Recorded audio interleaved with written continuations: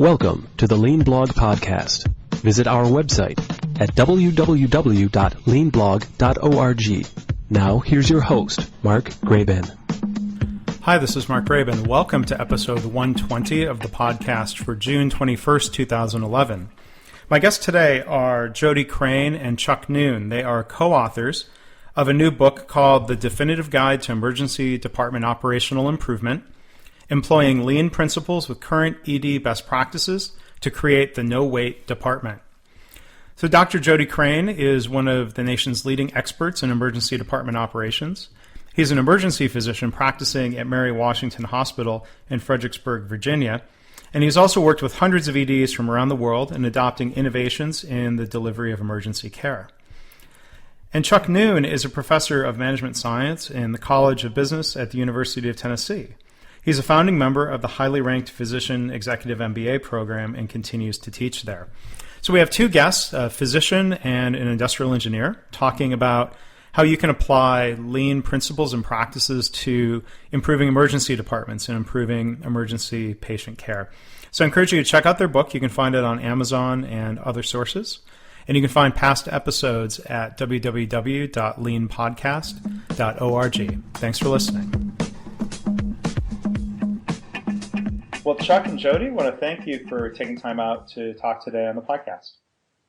It's our pleasure. Yeah, thanks for having us, Mark. Now, Chuck, can you start by introducing yourself and your role and your early exposure to Lean? Sure. Mark, my educational background was all in industrial engineering, and in particular, it was in things like operations management and operations. I joined the faculty at University of Tennessee in the College of Business back in 1987. For a number of years, I taught the traditional kinds of operations management courses, process improvement, some optimization, and so forth. But about 13 years ago, the College of Business launched the Physicians Executive MBA program from the college. So that is an EMBA program that's exclusively for physicians. And so the great thing about that is that, you get this window of the real world, especially from the perspective of the physicians, but you understand what their concerns are and the amount of dysfunction and so forth associated with healthcare delivery systems. So in 2004, Jody Crane, ER physician, was a student in that program. And I was directing the equivalent of his master's thesis within that program, which, although he was an ER physician, his project or thesis concerned hospital-wide flow.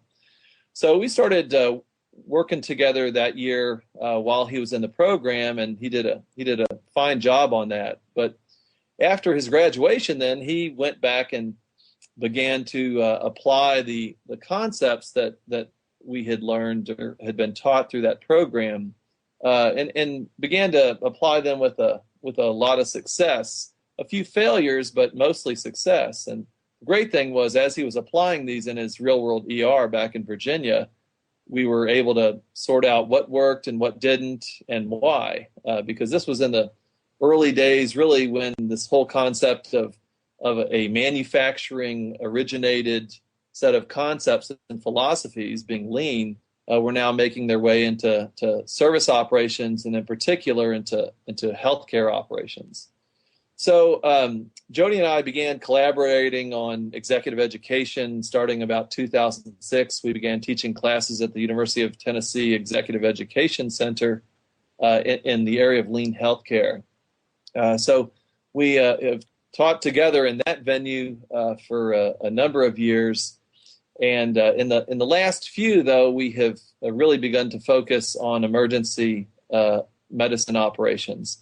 I guess we figure that with the amount of variation and sort of the level of dysfunction in that particular area, if you can successfully apply lean in that kind of clinical setting, you can pretty much apply it anywhere.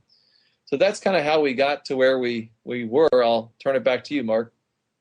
Okay, thanks, Chuck. And Jody, can you give us your background and maybe how you first took interest in lean and these improvement methodologies? Yeah, sure, be happy to. So my tale begins around the year 2000 or so.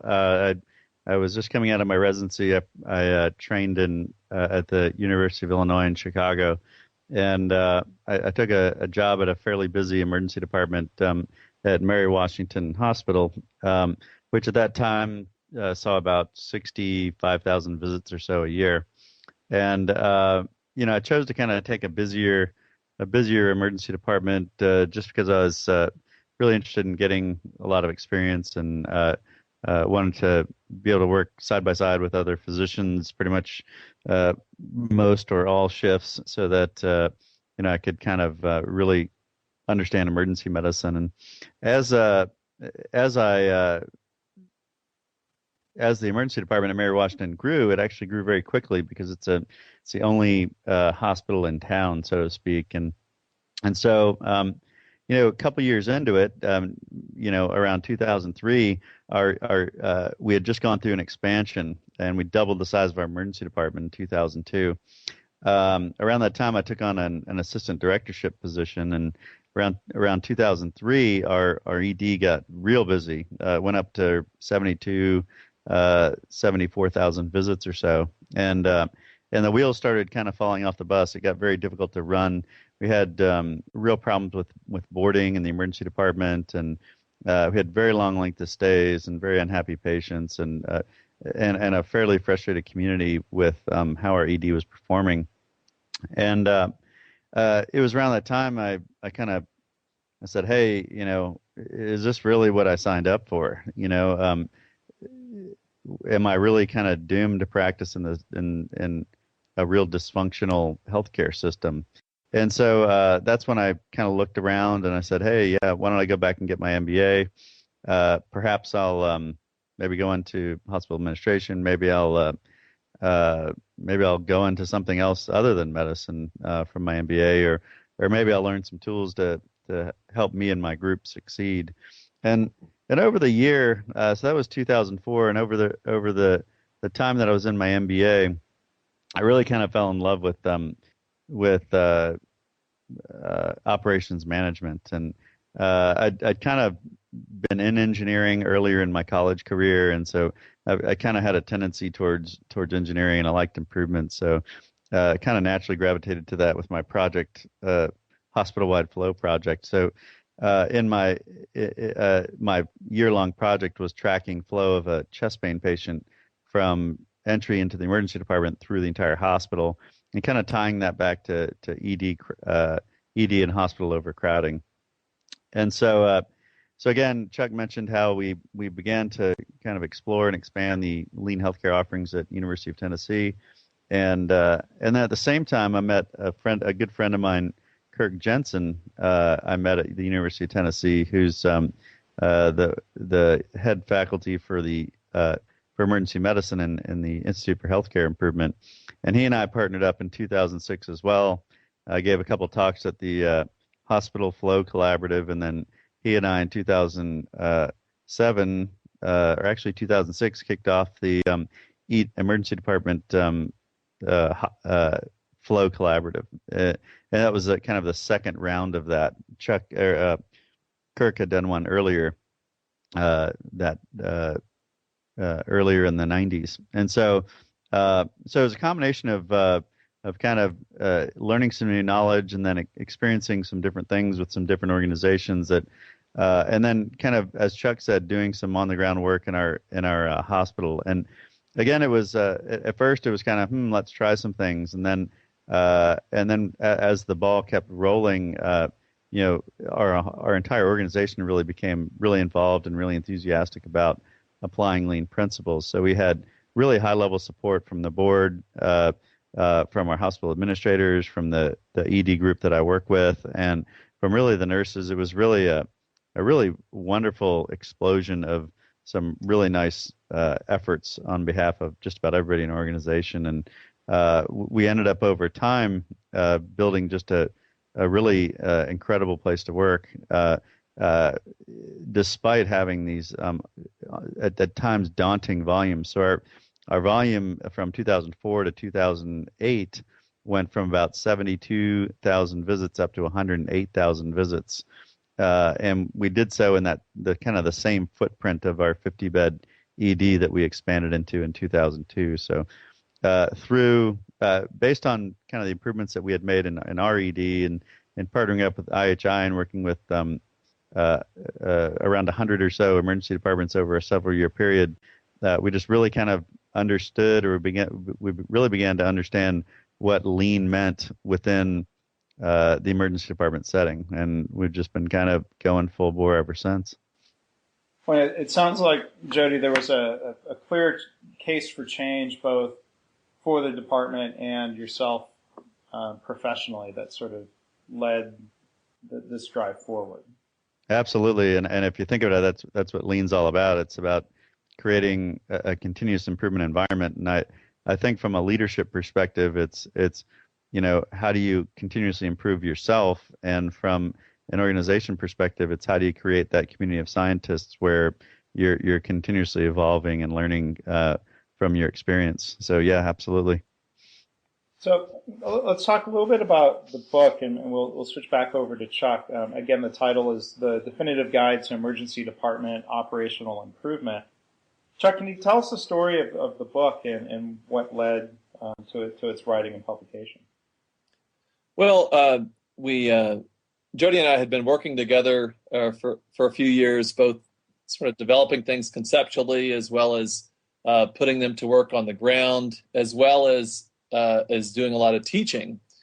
And so, you had this physician who thinks and understands engineering concepts and academic approaches and so forth. And then for me, you had an engineer academician who had been teaching and working intensely with operations within the physician's executive MBA program for many years. And so I knew a little bit about healthcare by that point. And so we decided, between the two of us, we could put together something that not only had solid foundations in terms of the theories and the concepts in a sort of a holistic fashion, but then also, the track record of implementation was suggesting there's really something there.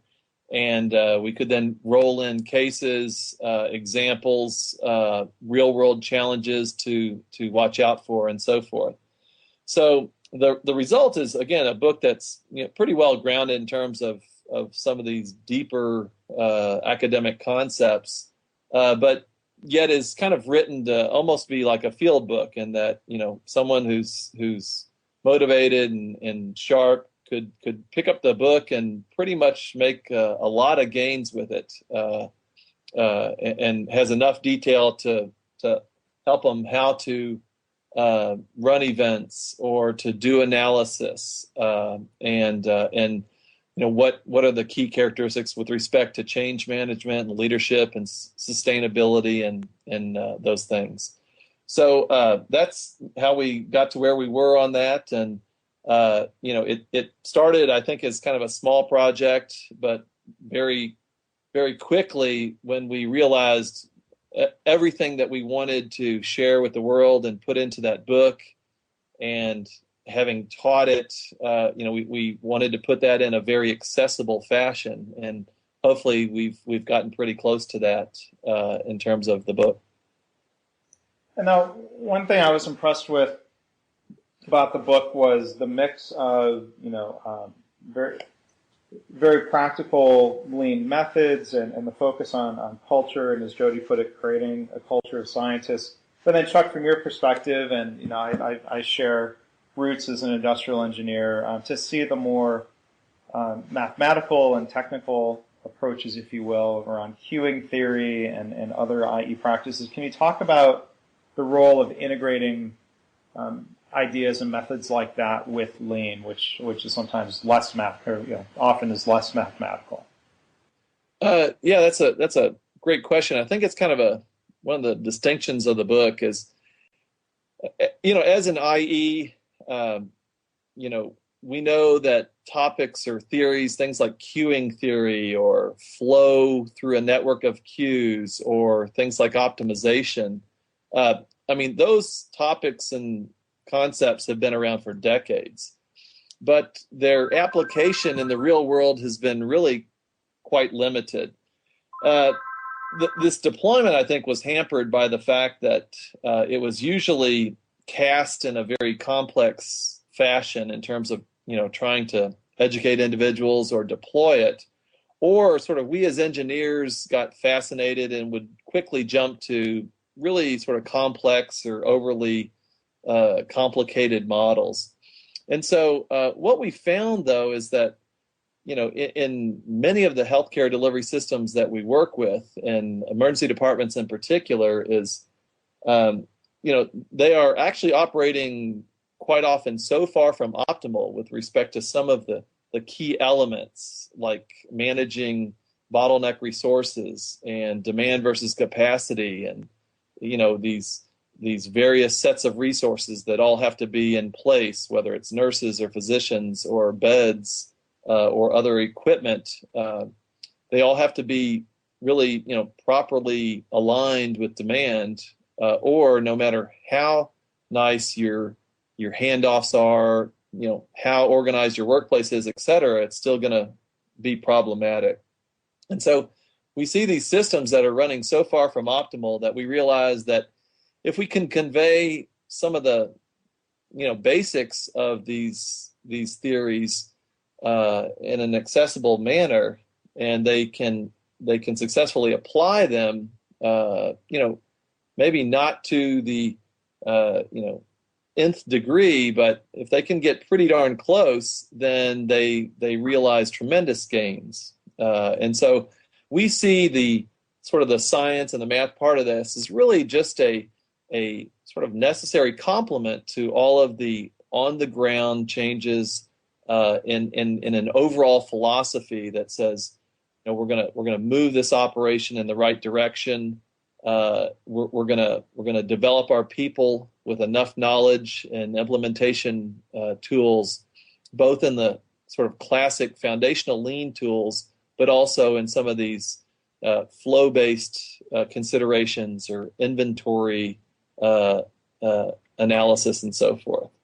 So that's how it all sort of comes together, and we just see that as a really powerful combination of the, you know, the more IE-based tools as well as the lean philosophy and lean tools on the ground. Yeah, well, I mean, I think even one of those just very basic, simple lessons is the queuing theory idea that, you know, 100% utilization leads to really long queuing times and really long waiting times. And if you can help dissuade people of that temptation to say, well, we want every room and every dock to be 100% or even close to 100% busy, the impact that has on flow, right?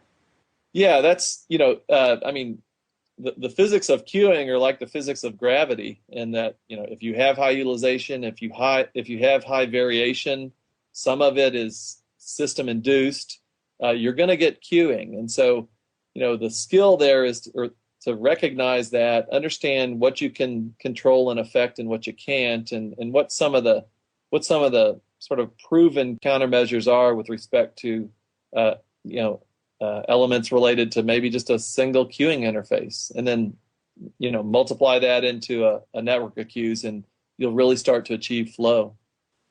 Great.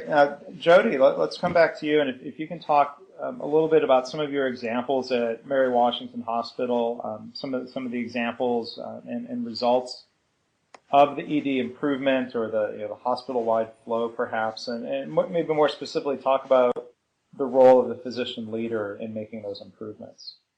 Sure, and you know, I'll begin by kind of following up on that last conversation, which was just real interesting. I really think one of the real things that we've learned over the years, and I kind of learned a lot of it from the Institute for Healthcare Improvement.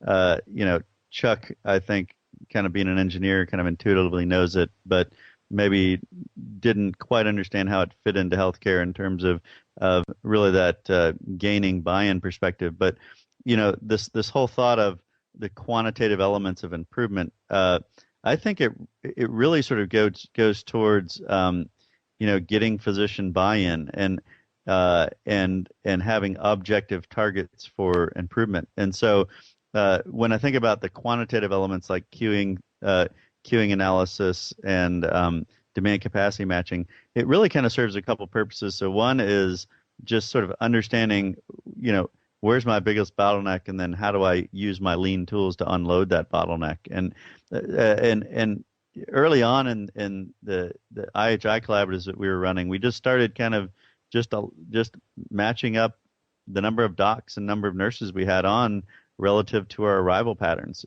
even though they were averages, and even though there was some variation in the service times with respect to the providers. And so, what we started to do is say, hey, here's your demand, here's your capacity. We know if you're going to be at 100%, your system's not going to perform well. So let's find ways to offload now these critical servers. And I think it's in addition to the just objectifying the situation, I think physicians, nurses, and healthcare workers really do respond to anything that you can do to objectify what's going on.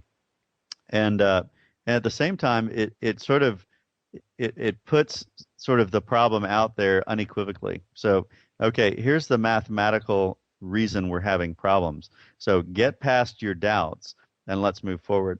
And so, kind of flashing back to Mary Washington in the state we're in 2003, 2004, we were facing some real tough problems. So we had a brand new 50-bed emergency department that was a year old, so to speak, and we had a real dissatisfied community. We had very long waits to be seen. Our length of stay was around the 4.5-hour range in 2004. Probably much longer than that before that, but we didn't measure it before 2004. Our walkout rate peaked in the winter of 2003 up into the 10 to 13% range. So imagine more than 1 in 10 patients walking in, more than 1 out of 10 patients walking out of your emergency department without being seen. And we had very dissatisfied employees, dissatisfied doctors and nurses, and obviously dissatisfied patients. And so what we did is we just started segmenting patient streams and creating patient value streams, and really sort of going after value stream mapping, eliminating the activities that don't create value from the patient's perspective. And a lot of it in healthcare is just kind of the way we've always done it, or these these back and forth cues and handoffs and interactions that really aren't necessary. One of the first projects we ever did was we implemented something called a super track. So this is just a mid-level and a nurse just working in triage, processing the very low acuity patients and eliminating pretty much all of the steps, kind of boiling it down to just a mid-level and a nurse. And we located lab and radiology, 5 or 10 feet away, and just made it real simple for patients to get in and out of our ED. And we got that stream of patients under control, and then we moved towards the level 3 patients, or the mid-acuity patients, and developed a whole system again for that with value stream mapping. And we calculated the tech times, and we looked at our provider cycle times, and we said, how do these match up at each step along the process, and really kind of scientifically approached it, and to the point where we had 15 to 20 people working on this process over several weeks. Our first trial, it was almost like you knew it was going to work because you'd proven that it was going to work. And so the real neat thing was to see this evolution of this team-based approach where we had doctors, we had nurses, we had techs, we had unit coordinators, we had, you name it, they were on the team designing the new process, and each person brought their own piece of the puzzle to the equation, So it was one of these cases where, there's no way one person could have created it on their own, no matter how intelligent they were. And so over the course of 4 or 5 years, we went from, like I said before, about 72 to 74,000 visits a year up to 108,000 visits in the same physical plant. So we didn't change the number of beds we had at all. So we were clearly just really dysfunctional in the 50 beds that we had with long length of stays in 2003. And what we're able to do is we were able to increase our volume by about 50% in those same beds. And it was just by focusing on eliminating waste and reducing the length of stay. So we went from a length of stay of about 4 hours down to a length of stay of about 2 hours and 45 minutes. And our walkout rate went from a highs in the 10 to 13% down to below 2%. And our patient satisfaction went from, magnitudes of the lowest percentile up to above the 80th percentile in a couple of years, and then up above the 90th percentile after 3 or 4 years. So really some dramatic, and the staff really kind of really owned it, and they really, understood the concepts, and they really kind of created this community of scientists that was willing to literally try anything. And I'll tell you that, when I knew something was different, I walked in the emergency department one day, and I was coming in to work a shift, and one of the nurses who was on our team, was a real enthusiastic member of the team, came up to me and said, "Hey, Dr. Crane, what are we changing today?" And that was kind of like a really great moment in my career, because like 3 or 4 years ago, had you said that, had you walked in and said, "Hey, let's change something," people would have almost kicked you out of the place. So really, really neat transformation. Yeah, it sounds like an amazing story of not only providing patient benefit, benefit to the hospital, in terms of being able to increase throughput in existing space and not having that temptation of, so many hospitals have built and expanded and done construction and learned that maybe that didn't really improve anything. But then also from the staff standpoint, so maybe you touched on it with your comment about people asking, maybe even somewhat enthusiastically, what are we changing today? I'm sure a lot of people would hear of volume increases like that and think, whoa, what an awful place to work and what a stressful work environment that must be. I think lean thinkers would realize that, well, eliminating waste is going to create a better work environment. But can you elaborate on that part of it in terms of what it's like for yourself personally, or what it's like for some of the rest of the team members in the ED? Yeah, I tell you, I was able to really kind of watch our team grow, and it's actually been ups and downs. And I'll tell you, the ups, the average ED in the U.S. grows at about a 2 to 3% volume growth per year, and because of our relative isolation, so the closest ED is about 35 miles in any direction, and then the closest tertiary referral center is 50 miles in any direction. So our volume from 2004 to 2009 went up a low of 6% and a high of 11%. So at any given year, we were looking, we got up to 90,000 visits, and we knew the next year we would hit 100,000, because that's what our volume trend was. So it was almost like you had to fix something, because if you didn't, you were going to be back to the old days where things were really, really rough. And so I'll tell you, the team that we had, and it was everyone involved. I tell you, it was hospital administration putting out fires. It was our group of emergency physicians really kind of doing whatever it takes.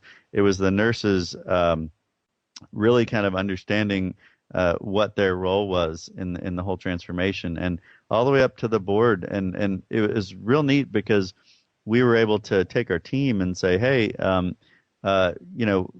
we've done this project, we've done that project, we put together a few presentations, and then our team went around and taught it to the rest of the hospital and showed what a great job they were doing. So there's some real kind of personal and team-based achievements that really were gratifying. And starting in 2006, 2007, lean started to spread throughout our organization. And I'm sure you've seen this happen a lot, but we did some Kaizen events between ED and radiology and ED and lab, and some events within the ED. And then that spread a couple of years later throughout the hospital, to ICU, to mother baby, to the cath lab, and to the OR, and now our hospital is actively trying to deploy lean throughout the entire institution. We've developed an engineering or a Kaizen team. We've developed an internal greenbelt program, and the hospital pretty much did it on their own without me, so to speak. Obviously a lot of conversations and that sort of thing, but they've really kind of taken it on their own, and they're actively seeking the Baldrige Award, and they're using lean as their platform to do that. So I tell you, it can be really empowering to give a group sort of the tools and the philosophy and just a slightly different way to approach things, but the understanding that if you use these tools and you apply them and you work hard and you focus, that you can actually take some power or empower yourself over your environment, which to this point has seemed relatively unchangeable. So it's been really neat. Maybe bounce it back to Chuck for a minute. Do you have any final thoughts or reflections based on what Jody was talking about, or what you see happening in other emergency departments? Well, just to follow on, as we describe it now and the results of the journey, we want to be careful not to make everyone think this is a very easy thing to do. And indeed, it's takes persistence, a tremendous effort, and you're doing this all the while. The plane is still flying. You're still providing 7x24 care from an operation, and so it's got a number of challenges. Lean is hard enough to apply in manufacturing or other service operations, but healthcare even has some additional characteristics that make it extremely difficult. And I think its application is getting a foothold. We're seeing as we're out working with the emergency departments, we see more and more teams that are somewhat familiar with lean concepts. As far as its application, it's starting to make some headway. As far as getting started, I think our standard thoughts on that would be, pick an area or a project, gain knowledge, be thorough in terms of your preparation, and then just try to change something, and ideally try to find something that if you improve it, it's going to be better for the patient, it's going to be better for the staff, and it's going to be better for the organization. And so if you can get something that's going to raise, those three key stakeholder groups with especially the patient at the center, then you're going to gain some momentum. Everyone's going to be happy with it, and it's going to make the next target that you choose easier, facing less resistance and so forth. So, the kind of like the ad says, just do it. It's okay to pick something and try it, and bring a team together, and get started. Yeah, and Mark, I'll just add one other comment, which is I think there's lots of people out there that would just sit back and wait for training, or send all of their people to a big course, or bring a course to them and wait a year if they're backlogged for providing a course. And I really truly believe if you get one or two people who are really kind of interested and they just start trying things. I mean, lean's about it's not about perfect, it's about better. And if we can get a few people to start going, hey, I can make this place a little better, do a little bit of reading, start trying things, and then at least you can sort of learn what you don't learn, or learn what you don't know. And then my last point would be understand when you really kind of get into this journey of performance improvement and excellence, realize that it's not all easy and it's not always successful. And there are periods where you'll face these tremendous challenges, and you'll succeed, and it'll be great. But then there'll be other periods where you fall off. And I tell you, we have over the last year, we had a dramatic change in our landscape. So we went from a single hospital system. Now we have 3 hospitals in our town, and we have an additional freestanding emergency department. So now we went from a single ED town to a 4 ED town in the course of about a year. And that sent everything that we'd ever done kind of into a tailspin. And so it was really tough for us to recover from that. And I'd say we still haven't recovered yet. Our performance has suffered a little bit, but again, just understanding that boy, it's a group of people focused on change, and yeah, you're going to fall off the wagon every once in a while, but the key is to kind of regroup, refocus, remap the current state from the patient's perspective, and then get going again. And so my advice would be, understand that it's a journey, and it's a journey that never ends. As you fix various aspects of your healthcare delivery system, new problems will pop up, and that's in the real spirit of the theory of constraints. Once you fix a constraint, the next constraint or the next bottleneck will pop up, and understand that it doesn't end.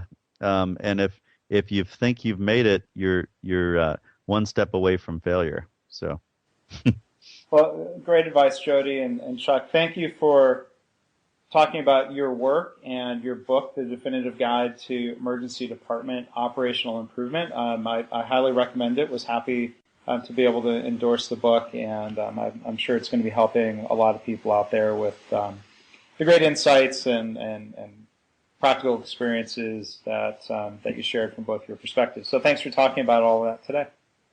Well, thank you, Mark, and thank you for the lead you've taken in your own book, the Lean Healthcare, and we know that is making a tremendous impact, and that's what we're all in this for at the end of the day. Yeah, I appreciate the invitation to chat with you, Mark. You're a leader in the field, and I look forward to reading your second edition coming out soon.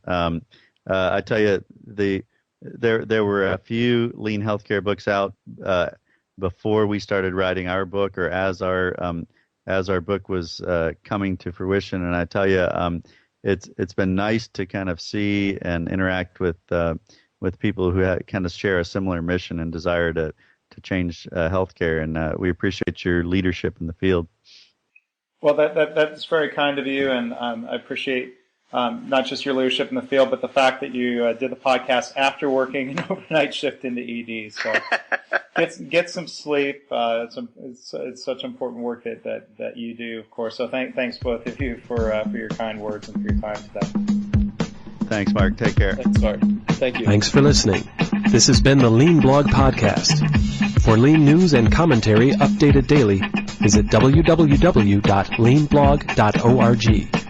If you have any questions or comments about this podcast, email Mark at leanpodcast@gmail.com.